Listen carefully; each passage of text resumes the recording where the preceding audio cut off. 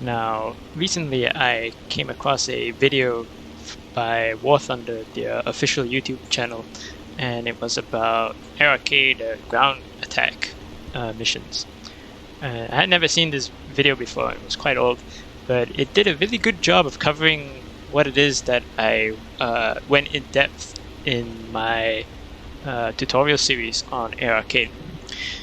And what I noticed was in the comments below was everyone was complaining that it didn't matter all the tips and tricks that the video gave and explained about, because everyone seemed to have the problem of getting to target, and they were complaining about the strategic bombers not being able to get to the strategic base targets, and that the ground attackers didn't have a chance. Once they got down low, they got shot down.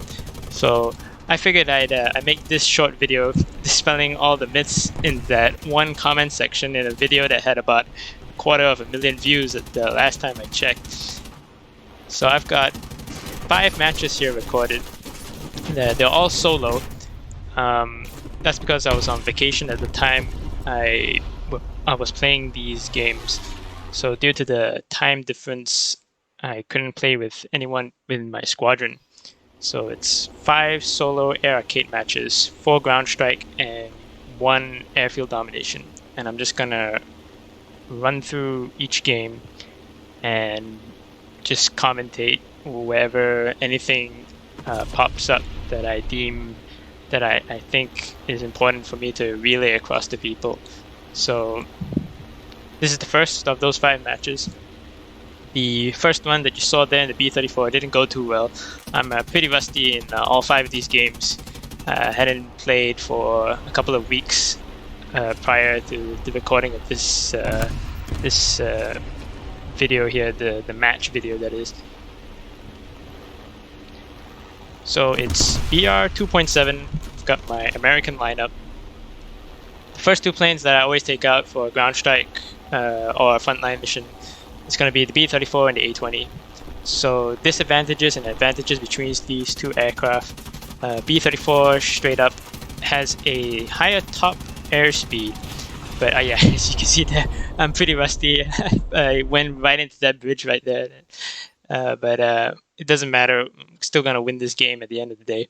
But disadvantages and advantages of the B-34 and the A-20. So the B-34 has the slightly faster top airspeed over the A-20, but the B-34 is much larger.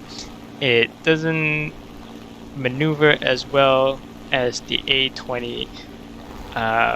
It technically does, depending on the airspeed. The A-20 locks up. Its flight control locks up when you get to higher airspeeds. So the B-34 doesn't have that disadvantage. But at the lower airspeeds, I'm pretty sure the A-20 can outmaneuver the B-34. But the B-34 carries more bombs. It carries 7. The A-20 only 4.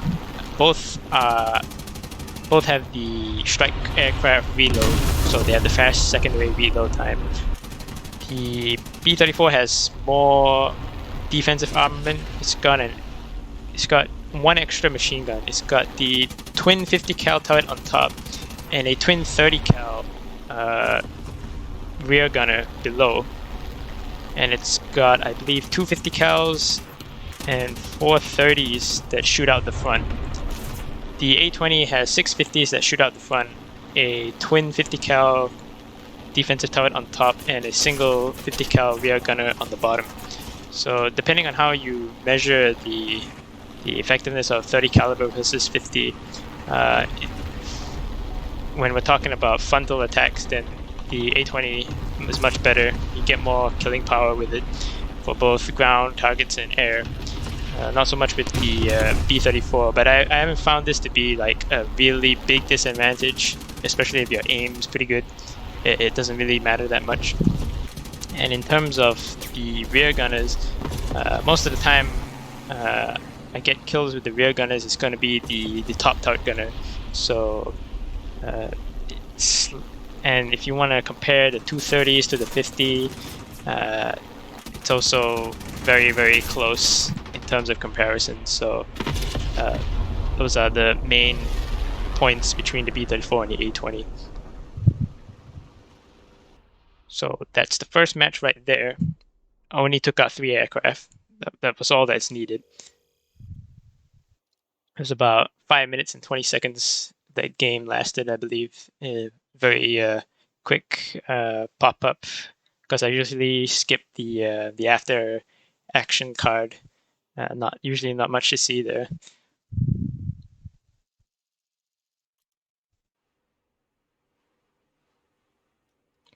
So now we come to this map, the rice terraces.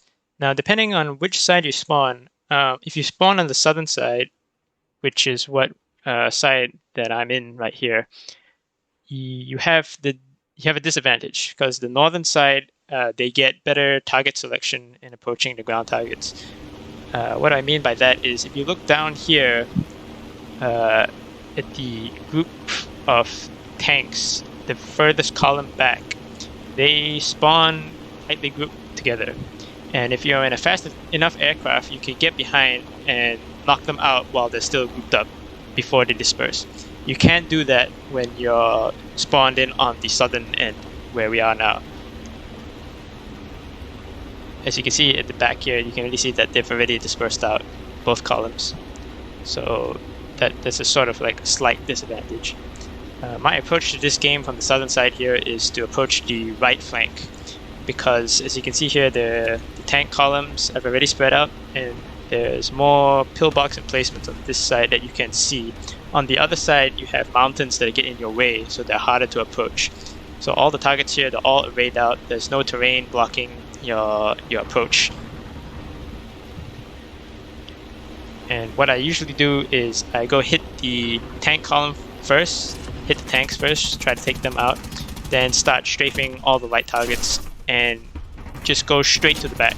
Even though the tank column at the far end, at the very back, disperses, I still want to hit them, because if we're trying to value the prioritization of the ground targets here, trying to take out the ones at the back, they have more value because they're further back, harder to get, they're closer to the enemy air spawn. So if you have the opportunity to take them out early, go for it. You can leave the rest of the other targets for later, for your teammates, or in the case where I'm playing here solo, I'll come back and return to them later on in the game.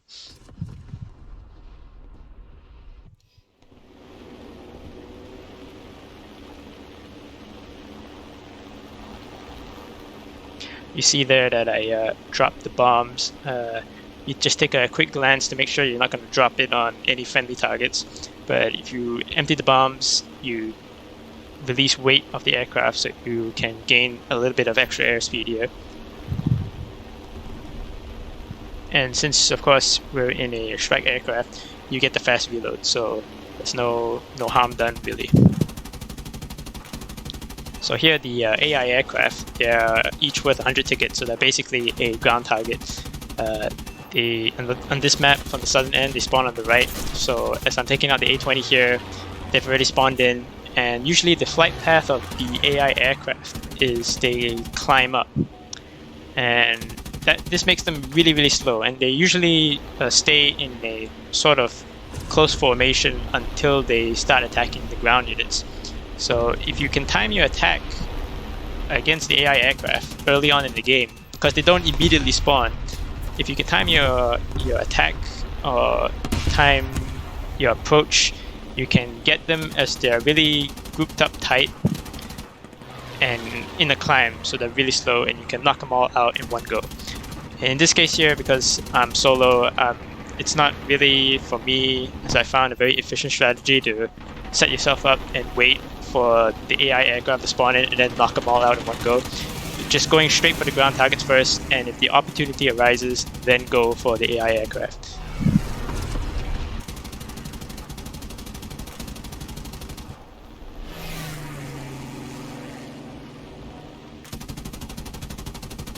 One other advantage that the A-20 has is that it has a smaller profile compared to the B-34. So most of the time, I find myself able to survive longer in the A-20 than in the B-34.